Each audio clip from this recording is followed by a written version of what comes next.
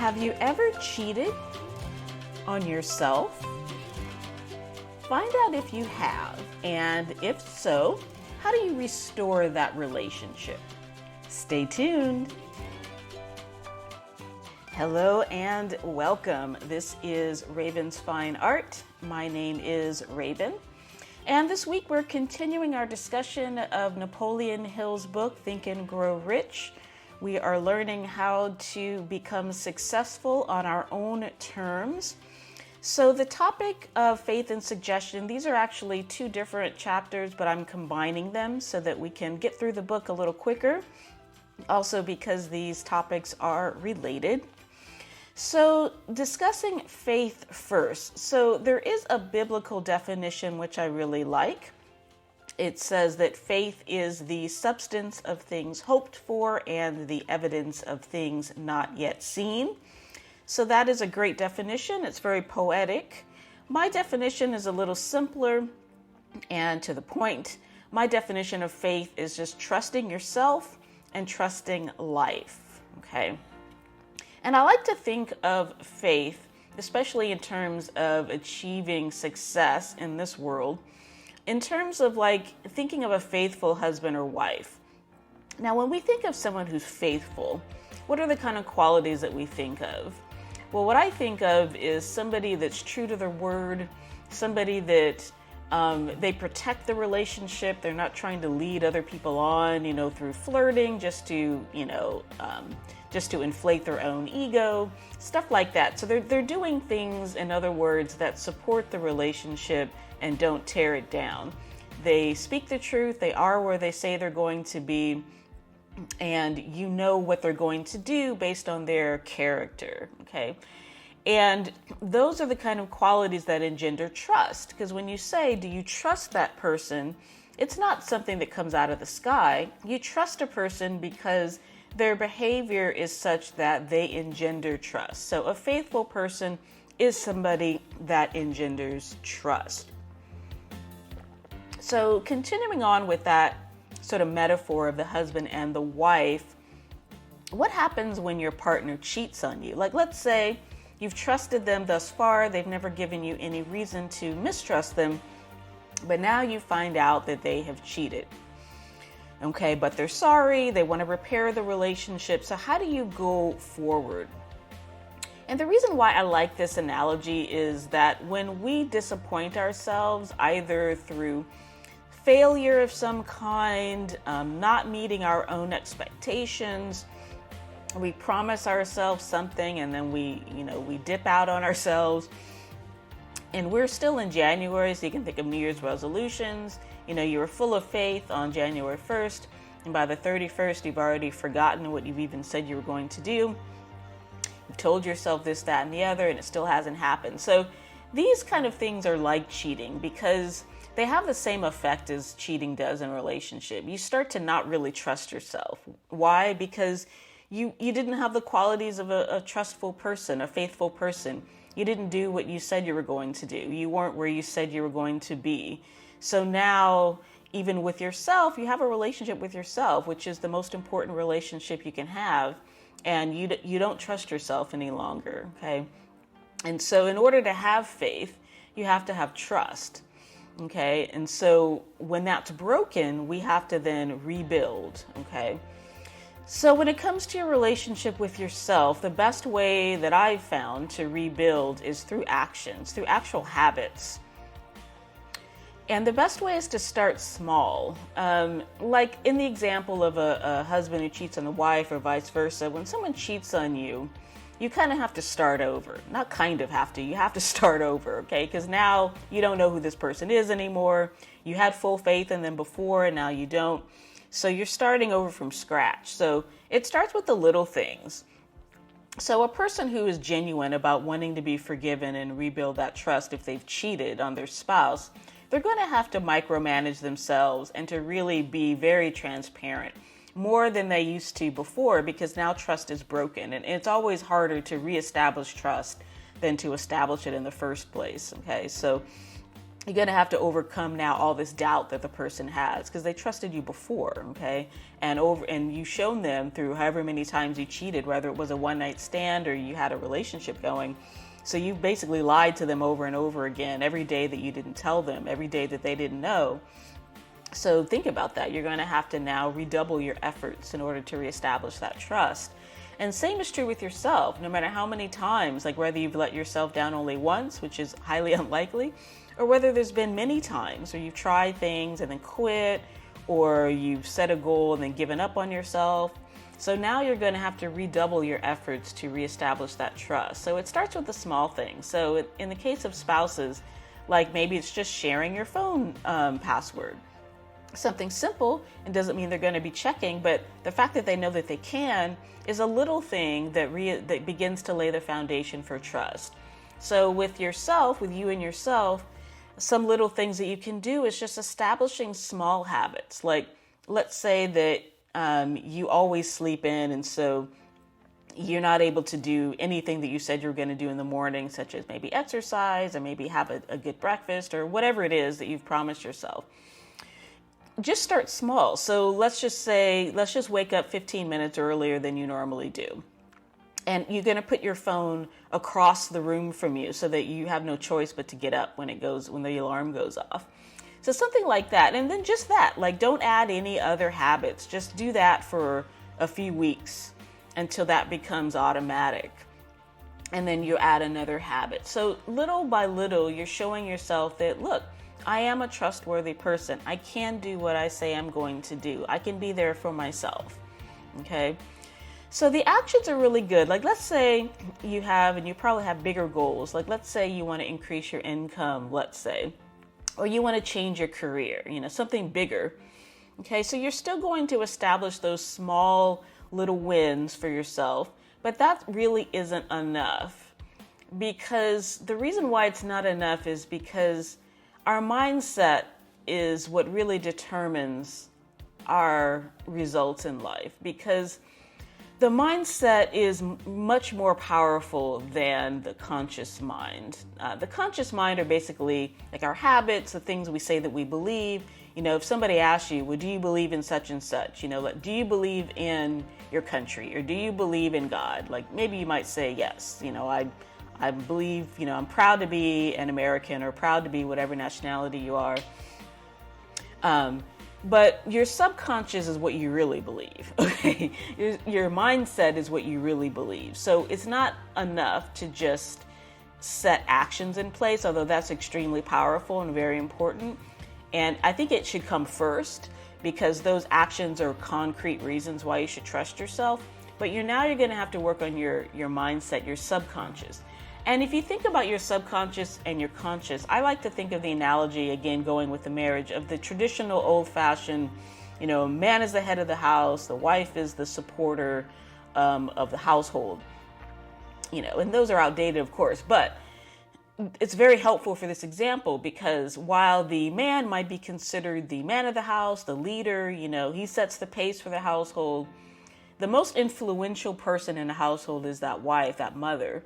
Because if, that old saying, if mama ain't happy, nobody's happy. Okay, that's powerful, and that's real, because she's going to set the emotional bar for the household. So the man might be going out there, bringing home, the money and setting up the lifestyle, but what's going on inside that house is going to have a lot to do with how she feels. Okay, and that's the same with conscious mind and subconscious mind. So your conscious mind is all the things you say you believe. I'm patriotic, I believe in God, I, believe that people should work hard, I believe this, that, and the other, I believe in family, let's say. But if you have subconscious beliefs that contradict that, like, let's say, well, my family, doesn't believe in me. So you might say, well, I believe family's important.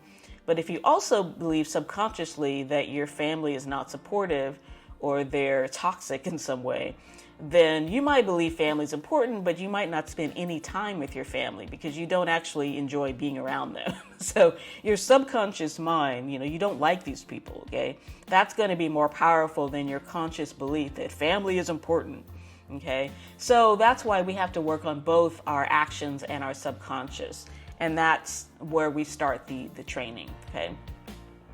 So page 60 of the book, Think and Grow Rich, has a wonderful quote on this. It says, "A mind dominated by positive emotions becomes a favorable abode for the state of mind known as faith. A mind so dominated may at will give the subconscious mind instructions which it will accept and act upon immediately." Okay? So the subconscious mind also, that's where we're going to give off quote unquote vibes.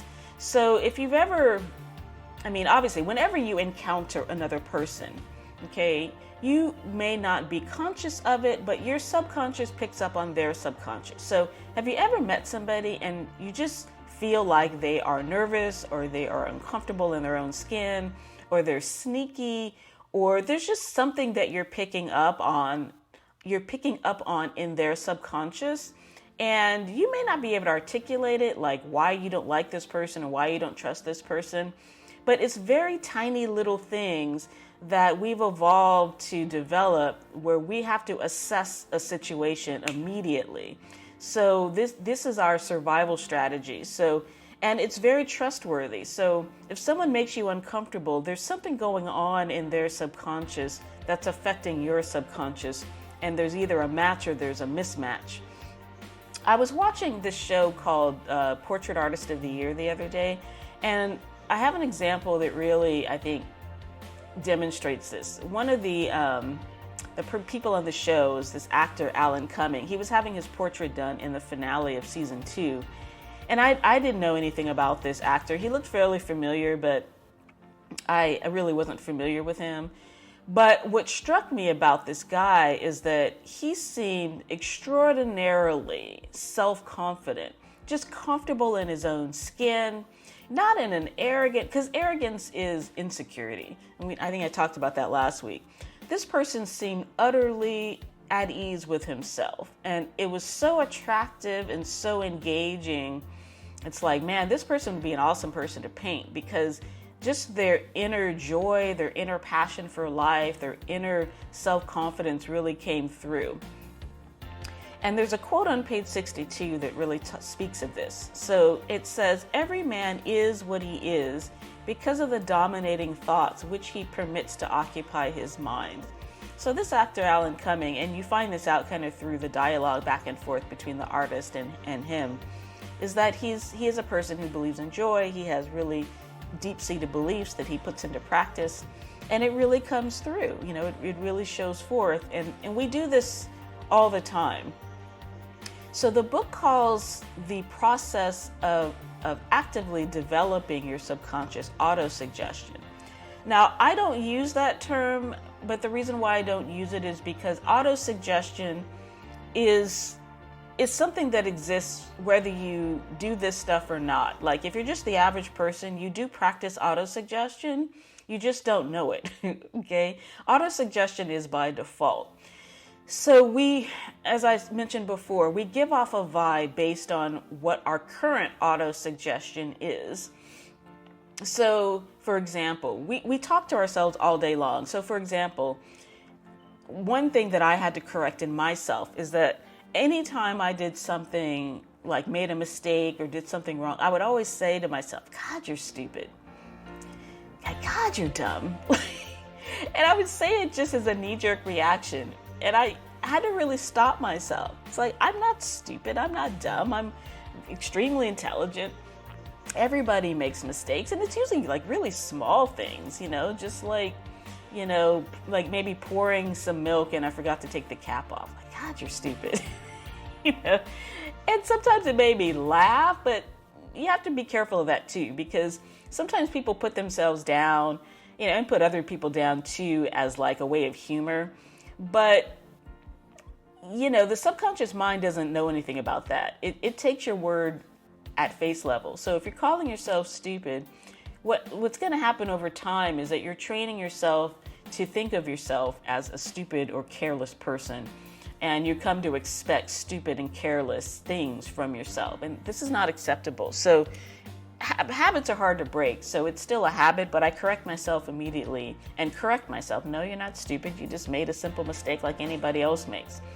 Now, the longer I keep that up, the longer it's going to become a default, and eventually I'll just stop doing it. But it takes time. So I call this process faith training. So speaking about the whole goal of achieving success in your life, faith training is really important, because the reason why you don't have the success already is because on some level you don't have a whole lot of faith in yourself. And so this process of training our minds and our mindsets and our subconscious, I call it faith training, because you're taking your volition, you're purposely, instead of by default, you're purposely shaping and forming the things that you say to yourself, so that success becomes, and this is the goal, success needs to become something that feels natural and inevitable. Not foreign and scary, because this is why there's resistance and there's sort of this push-pull attitude towards money and success, is that we have mixed feelings. So because it doesn't feel natural for us to be more successful than we are now, or to have more money, or what have you, whatever your goal is, it feels foreign. And anytime something feels foreign, it's going to also feel scary. And if something feels foreign and scary, what's going to happen is you're going to approach it and then you're going to shrink back from it. You're going to self-sabotage yourself, and you're going to quote unquote procrastinate. And all procrastination is fear that has materialized into inaction. So it's not so much that, like, when we think of doing something and then we don't do it, sometimes it's just because it's boring and we have to, remind ourselves of why we're doing it. And that's usually easier to get over. But a lot of times it's actually fear-based. We're procrastinating because we know that what we're about to do is going to bring us closer to success. But that success still feels very uncomfortable, very foreign, very scary. And through faith training, we're teaching ourselves to look at our success as something that is natural and even inevitable. And that is what builds faith. Okay. So now that we know what the goal is for success to feel familiar. How you actually go about it is up to you. Now, the book Think and Grow Rich suggests the process that I talked about last week, which is, writing out the amount of money that you want to have, the time that you want to achieve that, and then the plan that you intend to do, the service that you intend to render in order to get it, and do that morning and night. So that's the goal that the book sets forth for autosuggestion. But really, it's up to you, because now that you know the goal, which again is for success to feel familiar, how you go about that, you can be creative with it. You can come up with your own plan. Now, I like his plan, but here's what I do. I have a list of things that I do and that what worked for me. So I have a binder, and that binder has a list of goals in it. And I look through that goal list usually every morning. But there are times when I miss, so I try to do it every morning. I absolutely do it most days of the week. And it's very easy. It doesn't take very long. I just have a bullet point a list of goals. And prior to those goals, I have a vision statement, which is kind of it's a statement of what I want my life to be. And it has word pictures so that I can really get into it. It's very short. It's like a couple paragraphs. But it's speaking as if I've already achieved that goal. So I read through that. I read through the actual list of goals. I use ThinkUp, which is an app that you record your affirmations in your own voice. So affirmations are positive statements about yourself. I meditate. I've been meditating for years, and that's a spiritual practice. But it brings you the kind of self-knowledge and peace of mind that you need to achieve your goals. So I include meditation as part of this process. I do yoga and I exercise. And the way that ties in is that a lot of times anxiety can lodge itself into your body without you knowing it. And that's kind of, it's more of an intangible kind of a thing, but it really does, like a stiff neck or stiff back. A lot of times it's stress that has lodged itself into your body. And a lot of times it lodges yourself into your major joints, like your hip joints, your back of your neck, your spine, things like that, your head, like headaches a lot of times. So Yoga and exercise are things that kind of open up your veins and your blood vessels. It dislodges a lot of that anxiety and stress, and it just keeps you moving forward. Self-hypnosis is very, very powerful. And self-hypnosis, I super duper recommend this. If there's something that you really seem stuck on, like it's just a pattern that it feels so entrenched, it feels like impossible to dislodge. Like maybe you've been trying to lose weight forever, or like quit smoking or something like that. Like you can go to a hypnotist and get actual hypnosis, and that works too. Just do your research to make sure it's like somebody good. But self-hypnosis really, really has worked for me. So I do that. Another thing I do is I do have a vision board, and it's just like images of, outpouring of what I want my life to look like. So it's sort of like taking the thoughts that you have on the inside and you're externalizing them so that you can look at it and just in a quick, like the beauty of imagery is that it's very quick. It's like you take a look and without a whole lot of words or, effort, you see exactly what you're going for. So that's why vision boards are very powerful. I write a daily to-do list. So this is more on the practical side. I have several whiteboards actually on my walls. One of them is a daily to-do list. Another one has mid-length goals, like the art classes that I'm in, for example, and when I expect to achieve them, and the homework that I need to do, or the exercise that I need to do, or paintings that I'm working on. And then I have another whiteboard that's more long-term goals, or sometimes they are side goals. Like right now, I'm in a 90-day challenge to get in shape and to lose a little bit of weight. So I have a whiteboard of that's tracking, my weight, my activities. I listen to a YouTube channel called Vibo, and which is extremely powerful and positive. And usually it's like a major motivational speaker, talking about success principles. And I've joined several groups, kind of like mastermind groups. They're groups that are talking about entrepreneurial success. 2 groups like that, and then a separate art business group. And then another thing on the practical side is I spend 20 to 40 weeks working on my goals, like actually working on my goals, creating my website, creating products, working on my art, so on and so forth. And when I started putting this into practice, because like I said, I've been meditating for years, but I wasn't, and exercising as well, but I wasn't doing any of the other stuff. So my autosuggestion was more, on the status quo side, so I wasn't achieving anything. But in the 2 years that I've actually been putting this into place, the first year I doubled my income, and the second year I increased it by another 73%. And so I think the reason why it's slowing down is just there's a natural cap to when you're working for someone else. There's only so much they're going to pay you. I mean, that's just the bottom line. They're in business for themselves, and you're, as an employee, signed on to help them achieve their goal. And they're just only going to pay you so much. That's just the way it is. So in order to make more, a lot of times you do have to find a way to either run the company, like CEOs, can make substantial amounts of money, or more likely is you're going to have to go out on your own and either do a side hustle in addition to your job, or to actually break off onto your own and create something for yourself. So those are amazing results in just a couple of years. And it's just, as this stuff is becoming now second nature for me, that's why I'm teaching it now, because I want to share, I'm so blown away by my own success. I mean, that's a huge change in lifestyle in 2 years. And that's just what's possible when you set your mind towards something. And I'm trying to create a community of people that are success-minded and who are positive and who are basically being beneficial presences on the planet, raising the standard of the world to a higher one.